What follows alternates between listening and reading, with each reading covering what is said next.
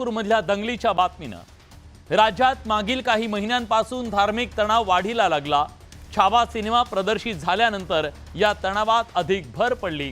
त्यातच प्रशांत कोरटकर, राहुल सोलापूरकर सारख्या चिल्लर लोकांनी केलेली बेताल वक्तव्य आगीत तेल ओतण्याचं काम करत होती।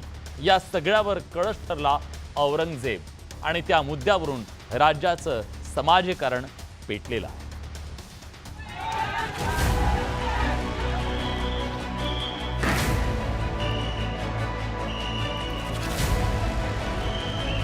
नागपुरात सोमवारी दगडफेक आणि जाळपोळीच्या घटनांनी राज्यातील शांततेला तडा गेला।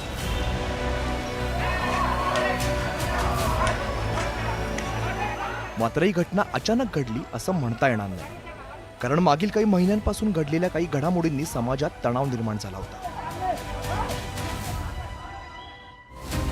राज्यात नेमकं काय बिघडलंय ज्यामुळे वातावरण खराब झालं ते आता पाहूया।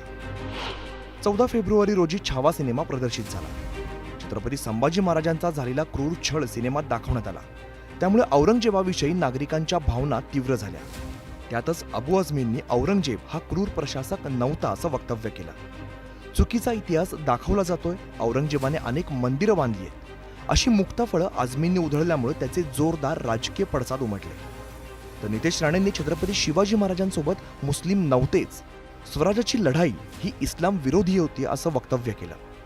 या पाठोपाठ खासदार नरेश म्हस्केंनी लोकसभेत औरंगजेबाची कबर संरक्षित करण्याची गरज काय, औरंगजेबासह भारत विरोधी काम केलेल्या सर्वांची स्मारकं आणि कबरी नष्ट करायला हव्यात असं मत व्यक्त केलं। विश्व हिंदू परिषद, बजरंग दलाने कबर हटवण्यासाठी कारसेवा करण्याचा इशारा दिला, त्यामुळे तणाव अधिकच वाढला।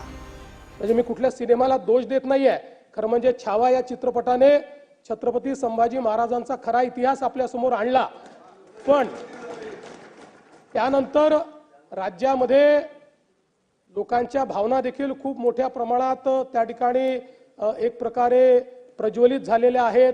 औरंगजेबाबद्दलचा जो काही राग आहे तो रागही खूप मोठ्या प्रमाणात त्या ठिकाणी बाहेर येतोय।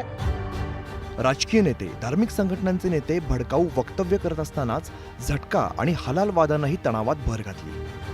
नितेश राणेंनी झटका मासासाठी मल्हार सर्टिफिकेटची घोषणा केली।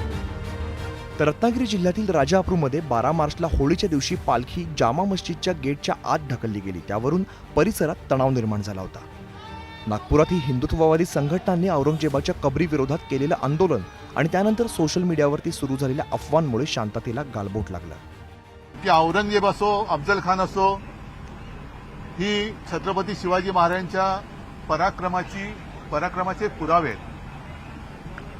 ते जर यांना वाटत असेल नष्ट करायचं तर आंदोलन काय करताय तुम्ही? सरकारकडे जा, मोदींकडे जा आणि मोदींना म्हणा की गुजरातमध्ये जन्माला आलेला औरंगजेब जो महाराष्ट्राने त्याला मुठमाती दिली ती कबर तुम्ही उद्ध्वस्त करा आणि तो जेव्हा सोहळा कराल तेव्हा चंद्राबाबू आणि नितीश कुमारला प्रमुख पाहुणे म्हणून बोलवा।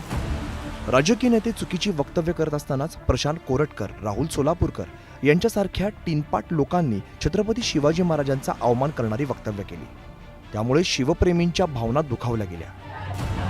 एकंदरीतच नागपुरातील दगडफेक, जाळपोळीचा संबंध हा मागील अनेक घडामोडींसोबत जोडला जाऊ शकतो। तणावाची साखळी तोडण्यासाठी सर्वांनीच सामंजस्याची भूमिका घेणं गरजेचं आहे। Bureau report, news 18 Lokmat.